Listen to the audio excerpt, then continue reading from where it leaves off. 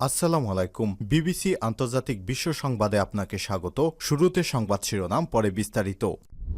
আবারও মধ্যপ্রাচ্যে ভয়াবহ তৃতীয় বিশ্বযুদ্ধ শুরু হয়েছে, আর এরই মাঝে আমাদের হাতে এসে পৌঁছেছে এই যুদ্ধের সর্বশেষ গুরুত্বপূর্ণ সবথেকে তাজা আপডেট সংবাদ আপনাদের জানিয়ে দিব। প্রথমেই জানিয়ে দিব, ইসরায়েলের ৩ স্থানে হামলায় হতাহত ৬ ঘটনাকে বীরত্বপূর্ণ আখ্যা লেবাননের যোদ্ধাদের। ইসরায়েলের মধ্যাঞ্চলে বন্দুকধারীদের গুলিতে ১ জন নিহত এবং ৫ জন আহত হয়েছে বলে জানিয়েছে দেশটি আজ। এই ঘটনার পর সন্দেহভাজন ২ বন্দুকধারীকে হত্যার কথাও জানিয়েছে তেল আবিব।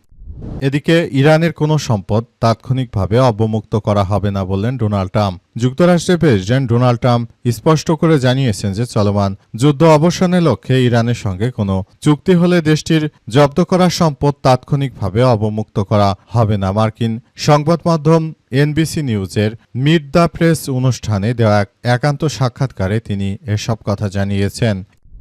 এরপর জানাবো, হরমুজ প্রণালী চালু করতে যুক্তরাষ্ট্রকে ৩০ দিনের ডেডলাইন দিতে পারে ইরান। যুক্তরাষ্ট্রের সাম্প্রতিক পদক্ষেপের প্রতিক্রিয়ায় ইরান হরমুজ প্রণালী পুনরায় চালু করার বিষয়ে ৩০ দিনের একটি সময়সীমা বা ডেডলাইন বেঁধে দিতে পারে বলে ইঙ্গিত দিয়েছে দেশটির পরমাণু সমঝোতা বা শান্তি আলোচনার অন্যতম মধ্যস্থকারী মজিদ শাকেরি। এবারে জানাবো, রাজধানীর মতিঝিলে দিনে দুপুরে ব্যবসায়ীকে গুলি করে $১৭,০০০ ছিনতাই। রাজধানীর মতিঝিলে প্রকাশ্যে গুলি করে এক ব্যবসায়ীর কাছ থেকে $১৭,০০০ ছিনিয়ে নেওয়ার ঘটনা ঘটেছে। হামলায় আহত ব্যবসায়ী লোকমান হোসেনকে গুরুতর আহত অবস্থায় উদ্ধার করে মুগদা মেডিকেল কলেজ হাসপাতালে ভর্তি করা হয়েছে।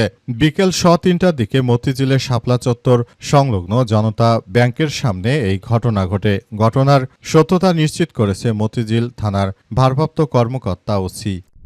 এবং সর্বশেষ জানাবো, কাঁধে কাঁধ মিলিয়ে সীমান্ত রক্ষার প্রত্যয় বিজিবি জনতার। অনুগ্রহ করে সীমান্ত অতিক্রম করবেন না বলে ঘোষণা দিয়েছে বিজিবির সদস্যরা। এই ঘটনার মধ্য দিয়ে নতুন করে বাংলাদেশে আবার অনেক সুন্দর একটি পরিবেশের সৃষ্টি হচ্ছে এবং সবাই যার যার জায়গা থেকে পুরো পরিস্থিতিকে সুন্দরভাবে দেখভাল করছে। প্রিয় দর্শক, এতক্ষণ শুনছিলেন সংবাদ শিরোনাম, এবারে বিস্তারিত।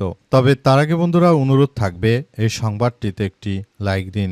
এই চ্যানেলে আপনি নতুন হয়ে থাকলে আমাদের সংবাদটি দেখতে দেখতে চ্যানেলটি সাবস্ক্রাইব করে রাখুন। কমেন্ট করে বন্ধুরা আপনার মূল্যবান মতামত জানিয়ে দিন আপনি বিশ্বের কোন দেশ থেকে বা বাংলাদেশের কোন স্থান থেকে আমাদের সংবাদটি দেখছেন এবং শুনছেন। আর বন্ধুরা, সংবাদটি আপনার সোশ্যাল মিডিয়া ফেসবুকে শেয়ার করে বন্ধুদেরও দেখার সুযোগ করে দিন। আজকের এই সংবাদ সম্পর্কে আপনার মূল্যবান মতামত কমেন্ট বক্সে কমেন্ট করে জানিয়ে দিন। গাজা যুদ্ধে আপনি যদি নিরীহ ফিলিস্তিনিদের ভালোবেসে থাকেন বন্ধুরা, কমেন্টে ইয়েস লিখে পুরো বিশ্বকে আমাদের এই তাজা আপডেটটি দেখার সুযোগ করে দিন। এবারে বিস্তারিত। মতিঝিলে দিনে দুপুরে ব্যবসায়ীকে গুলি করে $১৭,০০০ ছিনতাই। রাজধানীর মতিঝিলে প্রকাশ্যে গুলি করে এক ব্যবসায়ীর কাছ থেকে $১৭,০০০ ছিনিয়ে নিয়ে গেছে। হামলায় আহত ব্যবসায়ী লোকমান হোসেনকে গুরুতর আহত অবস্থায় মুগদা মেডিকেল কলেজ হাসপাতালে ভর্তি করা হয়েছে। আজ বিকাল ৩টার দিকে মতিঝিলের শাপলা চত্বর সংলগ্ন জনতা ব্যাংকের সামনে এই ঘটনা ঘটে। ঘটনার সত্যতা নিশ্চিত করে মতিঝিল থানার ভারপ্রাপ্ত কর্মকর্তা ওসি কামরুল তালুকদার জানান, আহত ব্যক্তি মানি এক্সচেঞ্জ ব্যবসার সঙ্গে জড়িত বলে প্রাথমিকভাবে জানা গেছে। তিনি শাপলা চত্বর এলাকায় যাওয়ার সময় মোটরসাইকেলে আসা দুর্বৃত্তরা তাকে লক্ষ্য করে গুলি চালায়। একই সঙ্গে তার সাথে থাকা টাকার ব্যাগ ছিনিয়ে নেয়। ওই ব্যাগে $১৭,০০০ ছিল বলে প্রাথমিকভাবে ধারণা করা হচ্ছে। তিনি আরও জানান, লোকমান হোসেন হাতের কনুইয়ের নিচে একটি এবং কানের নিচে ২টি গুলি লেগেছে। ঘটনার পর পথচারীরা তাকে উদ্ধার করে হাসপাতালে নিয়ে যায়। ঘটনায় জড়িতদের শনাক্ত করার জন্য সর্বাত্মক চেষ্টা চালাচ্ছে আইন শৃঙ্খলা রক্ষাকারী বাহিনীর সদস্যরা। তারা জানিয়েছে যে সন্ত্রাসী যেখানে পালিয়ে যাক না কেন এদেরকে আটক করা হবে এবং এদেরকে ধরে তারপর যথাযথভাবে শাস্তি দেয়া হবে বলে এমন কথা জানিয়েছে আইন শৃঙ্খলা রক্ষাকারী বাহিনীর সদস্যরা। মূলত বিষয়গুলো সবাই খুবই গুরুত্ব সহকারে দেখছে এমন তথ্যই নিশ্চিত করা হয়েছে। তবে আসলে আদতে শেষ পর্যন্ত কি হতে চলেছে বিষয়টি এখন পর্যন্ত নিশ্চিত করা যায়নি। ইরানের কোনো সম্পদ তাৎক্ষণিকভাবে অবমুক্ত করা হবে না বললেন ডোনাল্ড ট্রাম্প। যুক্তরাষ্ট্রের প্রেসিডেন্ট ডোনাল্ড ট্রাম্প জানিয়েছেন যে ইরানের কোনো সম্পত্তি অবমুক্ত করা হবে না। সব সময় ইরান যে ধরনের কার্যক্রম আসলে চালিয়েছে সেটি পুরোদমে আমরা যার যার জায়গা থেকে ইরানের এই কার্যক্রমগুলোকে প্রতিহত করব বলে এমন তথ্য নিশ্চিত করা হয়েছে। সেখানে আরও উল্লেখ করা হয়েছে যে যে কোনো মূল্যে মার্কিন যুক্তরাষ্ট্র ইরানের এই কার্যক্রমগুলোকে প্রতিহত করার মধ্য দিয়ে এগিয়ে যাচ্ছে। মূলত যুক্তরাষ্ট্র তারা শুরু থেকে যে ধরনের কার্যক্রমগুলো চালিয়ে যাচ্ছে এটি মার্কিন যুক্তরাষ্ট্রের জন্য অনেক বড় ধরনের এক বিষয় হিসেবে বিবেচিত হচ্ছে। মার্কিন যুক্তরাষ্ট্র এবং দখলদার ইসরায়েলি বাহিনী তারা ইরানের বিরুদ্ধে যে ধরনের নতুন করে কার্যক্রম শুরু করেছে সেটি কোনোভাবে গ্রহণযোগ্য হতে পারে না বলে উল্লেখ করা হয়েছে। সেখানে আরও বলা হয়েছে যে মার্কিন যুক্তরাষ্ট্র এবং দখলদারেরা তারা শুরু থেকে যে ধরনের কার্যক্রম আসলে শুরু করেছে সেটি কোনোভাবে গ্রহণযোগ্য নয়।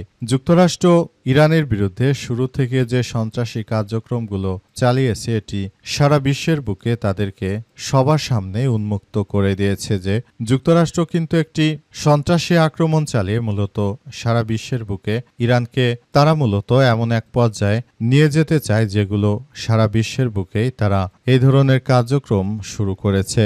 মূলত যুক্তরাষ্ট্রের প্রেসিডেন্ট ডোনাল্ড ট্রাম্প তিনি নিজেই যে ধরনের সন্ত্রাসী কার্যক্রমগুলো চালাচ্ছেন সেটি কোনোভাবেই মেনে নেবে না ইরান। এজন্য ইরানের পক্ষ থেকে সর্বাত্মকভাবে এই কার্যক্রমগুলো দেখভাল করা হচ্ছে এবং আরও বলা হয়েছে যে যুক্তরাষ্ট্র ভবিষ্যতে কখনো কোনো মুসলিম রাষ্ট্রের সঙ্গে এই ধরনের আচরণ করুক সেটি ইরান কখনোই মেনে নেবে না। তাই যুক্তরাষ্ট্রের এই সন্ত্রাসী কার্যক্রমগুলোকে প্রতিহত করার মধ্য দিয়ে ইরান মূলত সারা বিশ্বকে জানান দিচ্ছে যে যুক্তরাষ্ট্রের দিন শেষ হয়ে গেছে, এখন দিন এসেছে ইরানের এবং ইরান নতুন করে সারা বিশ্বকে তারা সাজিয়ে গুছিয়ে তারপর তারা কার্যক্রম চালাবে। মূলত যুক্তরাষ্ট্র যাতে ভবিষ্যতে কোনোদিনও কোনো এই ধরনের কোনো সন্ত্রাসী কার্যক্রম যাতে করে না চালাতে পারে সেটাই করা হচ্ছে। আর এরই মধ্য দিয়ে ইরান মূলত নিজেদেরকে একটি অনন্য উচ্চতায় নিয়ে যেতে পারছে। অতীতে কোনো মুসলিম রাষ্ট্র ইরানের মতো এভাবে যুক্তরাষ্ট্রকে কোনো ধরনের এই সন্ত্রাসী কার্যক্রমে আসলে অতীতে মার্কিন যুক্তরাষ্ট্রকে এভাবে কোনো দেশই সহায়তা করতে পারেনি। মূলত এ কারণে ইরান এই বিষয়গুলোকে খুবই গুরুত্ব সহকারে দেখছে। হরমুজ প্রণালী চালু করতে যুক্তরাষ্ট্রকে ৩০ দিনের ডেডলাইন দিতে পারে ইরান। যুক্তরাষ্ট্র সাম্প্রতিক পদক্ষেপের প্রতিক্রিয়ায় ইরান হরমুজ প্রণালী পুনরায় চালু করার বিষয়ে ৩০ দিনের একটি সময়সীমার বা ডেডলাইন বেঁধে দিতে পারে বলে ইঙ্গিত দিয়েছে দেশটির পরমাণু সমঝোতা বা শান্তি আলোচনার অন্যতম মধ্যস্থতাকারী মজিদ শাকেরি। সম্প্রতি ইরানের আধা সরকারি ফার্স নিউজ এজেন্সিকে দেওয়া সাক্ষাৎকারে তিনি এই তথ্য জানিয়েছেন। ইসলামাবাদে অনুষ্ঠিত সাম্প্রতিক আলোচনায় অংশ নেওয়া এই কূটনৈতিক জানিয়েছেন যে নতুন প্রস্তাব অনুযায়ী তেহরানের ঘোষণা করা উচিত যে যুক্তরাষ্ট্র এবং তার মিত্রদের পক্ষ থেকে সব ধরনের হুমকি প্রত্যাহার করার ৩০ দিন পর কেবল ইরানি ব্যবস্থাপনায় হরমুজ প্রণালী পুনরায় উন্মুক্ত করা সম্ভব। ইসলামাবাদে অনুষ্ঠিত সাম্প্রতিক আলোচনায় অংশ নেয় কূটনৈতিক আরও জানান যে নতুন প্রস্তাব অনুযায়ী তেহরানের ঘোষণা করা উচিত যে যুক্তরাষ্ট্র এবং তার মিত্রপক্ষ থেকে সব ধরনের হুমকি প্রত্যাহার করার ৩০ দিন পর কেবল ইরানি ব্যবস্থাপনায় হরমুজ প্রণালী পুনরায় উন্মুক্ত করা সম্ভব। গত ২৮শে ফেব্রুয়ারি মার্কিন ইসরায়েলি হামলা শুরু হওয়ার পর ইরান কৌশলগতভাবে অত্যন্ত গুরুত্বপূর্ণ এই জলপথটি কার্যত বন্ধ করে দেয়। এর জবাবে গত এপ্রিল মাসে মার্কিন যুক্তরাষ্ট্র এই প্রণালীতে একটি নৌ অবরোধ আরোপ করেছে। বর্তমানে যুক্তরাষ্ট্র এবং ইরানের মধ্যে শান্তি আলোচনা স্থবির হয়ে থাকায় গুরুত্বপূর্ণ আন্তর্জাতিক জলপথ দিয়ে বাণিজ্যিক জাহাজগুলো চলাচল উল্লেখযোগ্যভাবে হ্রাস পেয়েছে। মার্কিন প্রশাসন অবশ্য জোর দিয়ে বলছে যে যুদ্ধ শেষে কোনো ধরনের টোল বা শর্ত ছাড়াই হরমুজ প্রণালী বাণিজ্যিক শিপিংয়ের জন্য গুরুত্বপূর্ণ উন্মুক্ত করতে হবে। পক্ষান্তরে ওমানের পাশাপাশি এই প্রণালীর উপর নিজেদের সার্বভৌমত্বের বিষয়টি বারবার পুনর্ব্যক্ত করে আসছে ইরানি কর্তৃপক্ষ। ইসরায়েলের 3 স্থানে হামলায় হতাহত 6 ঘটনাকে বীরত্বপূর্ণ বলল ফিলিস্তিনের সশস্ত্র যোদ্ধারা।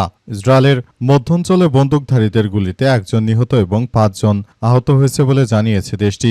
আজ 7 জুন এই ঘটনার পর সন্দেহভাজন 2 বন্দুকধারীকে হত্যার তথ্য জানিয়েছে তেল আবিব। তবে পুলিশ সন্দেহভাজন হামলাকারী পরিচয় এখনও প্রকাশ করেনি। এক বিবৃতিতে পুলিশ জানিয়েছে বিপুল সংখ্যক পুলিশ সদস্য এখনও ঘটনাস্থলে অবস্থান করছে এবং তল্লাশি কার্যক্রম অব্যাহত রয়েছে। ইসরায়েলের অ্যাম্বুলেন্স সার্ভিসের তথ্য অনুযায়ী গুলিবিদ্ধ হয়ে 35 বছর বয়সী এক ব্যক্তি নিহত হয়েছে। এছাড়াও 5 জন আহত হয়েছে, যাদের মধ্যে 2 জনের অবস্থা গুরুতর। 3টি পৃথক স্থানে হামলা করা হচ্ছে। মধ্য ইসরায়েলের 3টি পৃথক এলাকায় এই হামলার ঘটনা ঘটে। এলাকাগুলো অধিকৃত পশ্চিম তীরের ফিলিস্তিনি শহর কালকিলিয়ার কাছাকাছি অবস্থিত। ফিলিস্তিনের সশস্ত্র গোষ্ঠীর যোদ্ধারা এই হামলার প্রশংসা করলেও হামলার দায় স্বীকার করেনি তারা।